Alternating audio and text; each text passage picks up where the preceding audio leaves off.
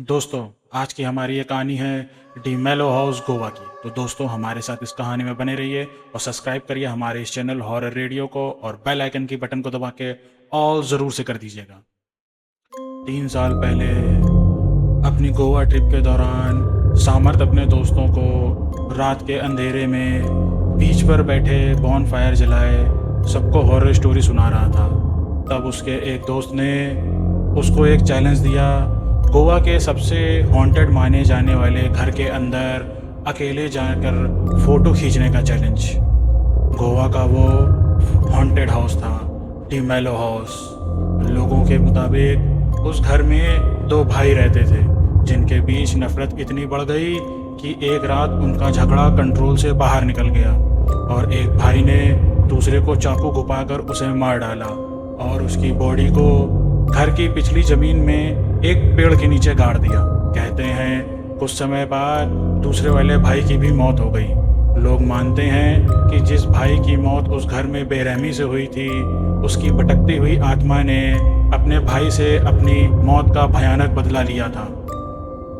कुछ लोग ये भी कहते हैं कि उन दोनों का झगड़ा कभी ख़त्म ही नहीं हुआ और उनकी आत्माएं अभी भी वहीं कैद हैं। और 19 साल का समर्थ ये कहानी सुनकर और एक्साइटेड हो गया। उसने हंसते हुए अपने दोस्त का चैलेंज एक्सेप्ट तो कर लिया, लेकिन उसे बिल्कुल भी अंदाज़ा नहीं था कि वो एक ऐसी खौफनाक जगह पर जा रहा है जहां मौत उसका इंतज़ार कर रही है। सामर्थ अपनी स्कूटी लेकर अकेला उस घर के रास्ते पर निकल गया। जैसे ही वो घर पास आने वाला था, उसे महसूस हुआ कि आसपास का माहौल धीरे धीरे बदल रहा है। हवा धीरे धीरे ठंडी हो रही है और पास का जंगल एक अजीब सी खामोशी में समा गया है। सामर्थ को एक अजीब सी खामोशी महसूस हो रही थी कि वो गोवा का एक सबसे हॉन्टेड घर के पास खड़ा है, डी मेलो हाउस। एक पुराना और टूट चुका हुआ घर, एक ऐसा स्ट्रक्चर जो पहली ही नज़र में इतना डरावना लग रहा था कि जैसे मानो वो बस खाली घर ही नहीं, कई मनहूस शक्तियों का ठिकाना हो। एक ऐसा घर जैसे मानो वहाँ से कई डरावनी आंखें सामर्थ को देख रही हों। ऐसा लग रहा था जैसे वहाँ का वक्त कई साल पहले ही रुक गया था। घर के ऊपर एक झुकता हुआ पेड़ और भी ज़्यादा डरावना लग रहा था, जिसके तने पर अजीब से खरोचों के नुकसान थे। जैसे लग रहा था किसी ने उसे नाखूनों से खरोचा हो और उसकी जड़ें दीवार के अंदर घुसकर उस घर को तोड़ रही थीं। उसको देख के ऐसा लग रहा था कि वो घर ना जाने कितनी ही जाने निकल गया होगा। सामर्थ धीरे से गेट क्रॉस करके घर के अंदर गया। उस मोमेंट पर उसने महसूस किया कि एक अजीब सा भारीपन उसके सीने पर बैठ गया है। उसे अब सांस लेने के लिए भी एफर्ट करना पड़ रहा है। उसे वहाँ पर किसी चीज़ के सड़ने की बहुत बुरी स्मेल आ रही थी, जैसे कोई जानवर अंदर मरा पड़ा हो। हॉल की दीवारों पर अजीब सी कार्टून्स बनी हुई थी। उनके चेहरे बिगड़े हुए लग रहे थे और आंखों की जगह काले धब्बे थे। ऐसा लग रहा था जैसे घर के सारे कार्टून सामर्थ को ही देख रहे हों। सामर्थ ने जैसे ही अपने मोबाइल का सेल्फी कैमरा ऑन किया, वो घबरा उठा। उसे कैमरे में वो परछाई एकदम अपने पीछे ही दिखाई दी, जैसे कोई उसके एकदम पीछे खड़ा हो। उसने तुरंत ही मुड़कर देखा, लेकिन वहाँ कोई भी नहीं था। सिर्फ एक लंबा कॉरिडोर था जिसका अंत अंधेरे में खुल रहा था।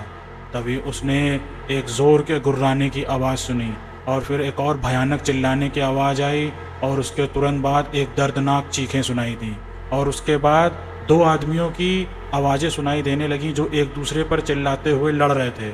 सामर्थ को लाइफ में पहली बार रूह कँपाने वाला डर लगा। उस झगड़ों की आवाज़ें सुनकर उसने सोचा कि शायद वो भाइयों वाली कहानी सच है। वो जल्दी से फ़ोटो खींच के निकलना चाहता था, लेकिन उसका फ़ोन जो अभी फुली चार्ज था एकदम से बंद पड़ गया। ये देखकर सामर्थ ने वहाँ से फ़ौरन ही निकलने का सोचा, लेकिन जैसे ही वो घर के एग्ज़िट से उस घर के बड़े से पेड़ के पास पहुँचा, उसके पैर मानो जैसे जम से ही गए। उसने भागने की पूरी कोशिश की, लेकिन उसे मानो ऐसा लग रहा था कि जैसे ज़मीन के अंदर से उसे किसी ने पकड़ लिया हो। उसने धीरे से नीचे देखा और उसका खून जम गया। नीचे एक कब्र जितना बड़ा गड्ढा था और वहाँ मिट्टी के अंदर आधा धंसा हुआ एक शरीर पड़ा हुआ था, जो किसी आदमी का शरीर था, जो पूरी तरह सड़ कर गल चुका था। सामर्थ ने ध्यान से देखा तो वो चेहरा किसी और का नहीं बल्कि खुद सामर्थ का था।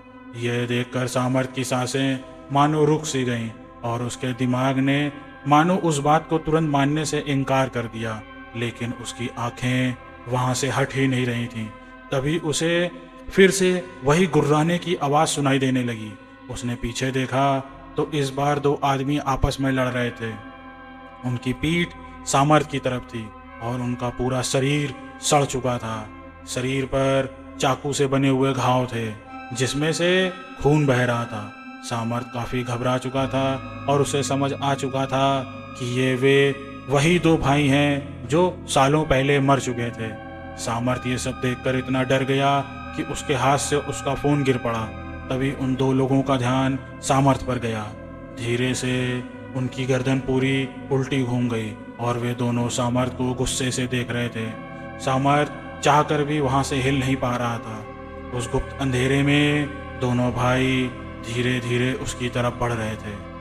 दोनों के चेहरे बेहद ही भयानक लग रहे थे।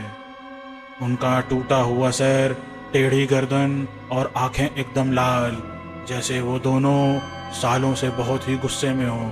दूसरी तरफ मिट्टी में गड़ी वो डेड बॉडी भी उठ खड़ी हुई और उसने सामर्थ को मिट्टी में नीचे खींचना शुरू कर दिया।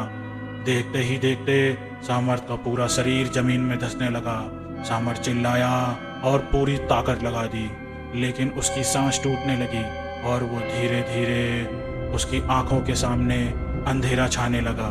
जब सामर्थ कई घंटों तक वापस नहीं आया तो उसके दोस्त टेंशन में आ गए। वो फौरन सामर्थ को ढूंढते हुए निकले और जब वो डीमेलो के उस हॉन्टेड हाउस पर पहुंचे तो सुबह के 5:30 बज रहे थे। सूरज ऊपर आ चुका था और रात का अंधेरा धीरे धीरे हट रहा था। उन्होंने देखा कि सामर्थ घर के बाहर मिट्टी में सना हुआ पड़ा है। सबने मिलकर उसे बाहर निकाला। सामर्थ की सांसें अभी भी चल रही थीं। कुछ देर बाद जब सामर्थ की आंखें खुली तो वो अपने दोस्तों से घिरा हुआ था। उसने पानी पिया और वो अब होश में आ चुका था। उसे यकीन ही नहीं आ रहा था कि वो जिंदा है। उसने पूरा किस्सा अपने दोस्तों को बताया, लेकिन किसी को भी उसकी बातों पर यकीन नहीं हुआ। उसको लगा ये सब सामर्थ का वहम है। उस घर से निकलते समय जब सामर्थ ने फाइनली पीछे मुड़ते हुए देखा तो इस बार उसे क्लियरली दिखाई दिया कि उस घर की विंडोज से वही दो भाई सीधे उसकी तरफ ही देख रहे हैं। सामर्थ उसी दिन गोवा को छोड़ के चला गया, लेकिन वो आज भी उस भयानक मंजर से कभी उभर नहीं पाया है। आपको क्या लगता है, गोवा का डीमेलो हाउस सच में हॉन्टेड है? और अगर आप ऐसी कोई हॉन्टेड जगह के बारे में जानते हैं या उसकी कहानी के बारे में जानते हैं तो हमें कमेंट में ज़रूर बताएं। और आपको ये वीडियो अच्छी लगी हो तो हमारा चैनल हॉरर रेडियो सब्सक्राइब करना और बेल आइकन की बटन को दबा के ऑल करना बिल्कुल भी मत भूलिएगा।